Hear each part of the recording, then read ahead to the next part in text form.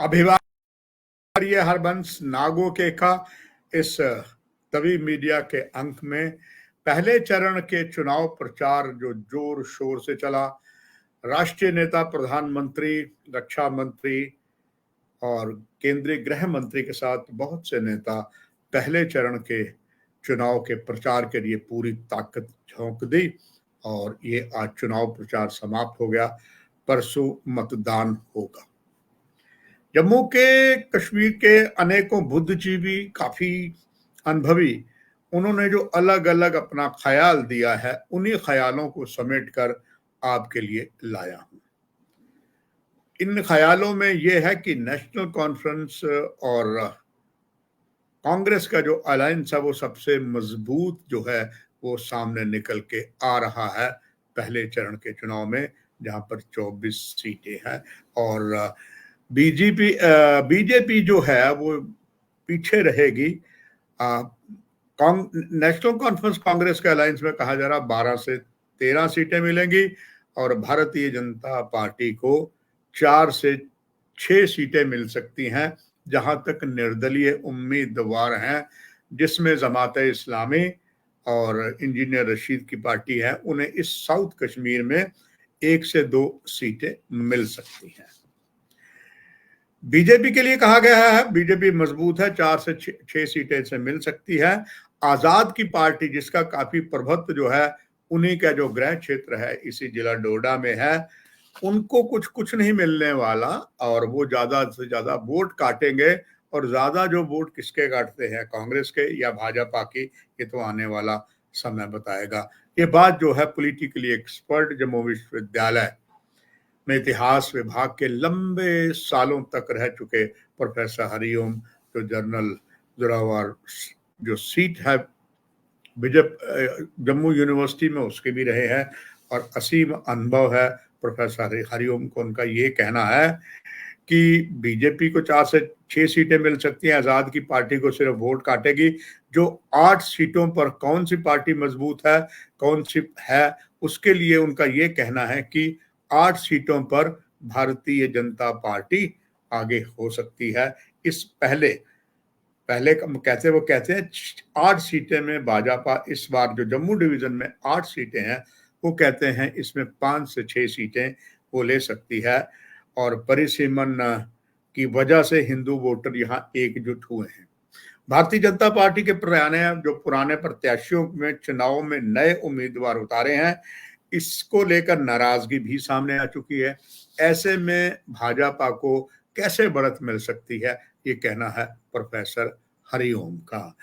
इससे anti incumbency factor कम हुआ है, इसका फायदा बीजेपी को जरूर मिलेगा। वो कहते हैं कि रामबन और बनिहाल में नेशनल कॉन्फ्रेंस और कांग्रेस के कैंडिडेट भी लड़ रहे हैं। अलायंस होने के बावजूद भी दोनों चुनाव लड़ रहे हैं, जिसे हम नूरा कुश्ती कह सकते हैं या फ्रेंडली कॉन्टेस्ट कहा जा सकता है। दोनों पार्टियों को वोट करेंगे। इधर ऐसे में पहले फेज में अगर जम्मू डिवीजन की बात करें, रामबन, भद्रवाह, बनिहाल, डोडा में बीजेपी को बढ़त रहेगी।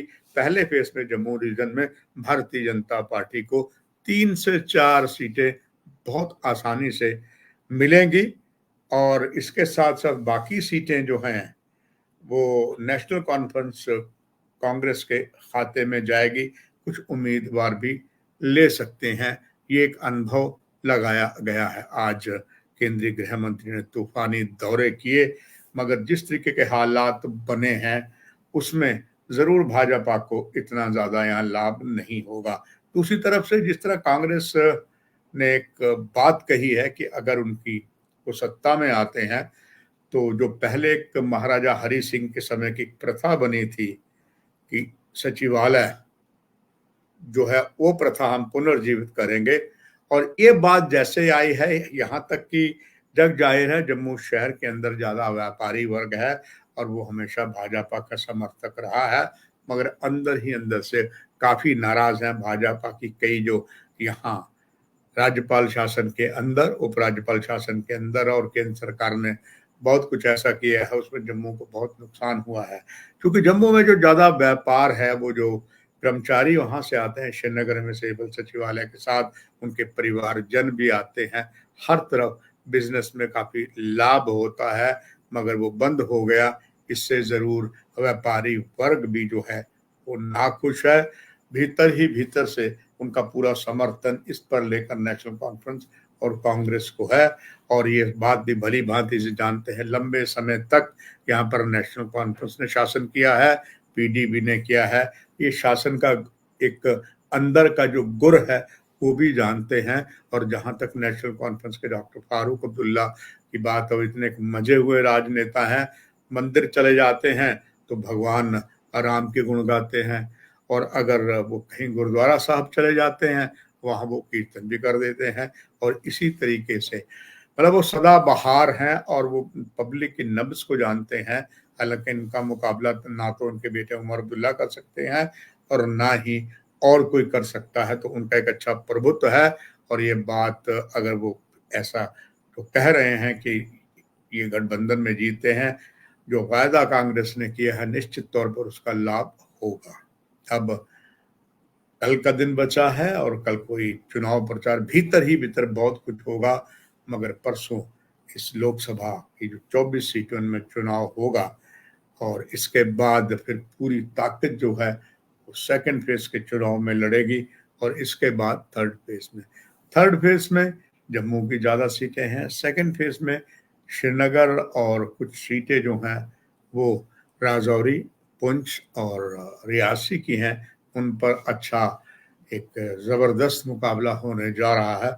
लगातार पल पल की खबर आपको देते रहेंगे। फिलहाल दर्शकों इस कार्यक्रम में इतना ही। नमस्कार।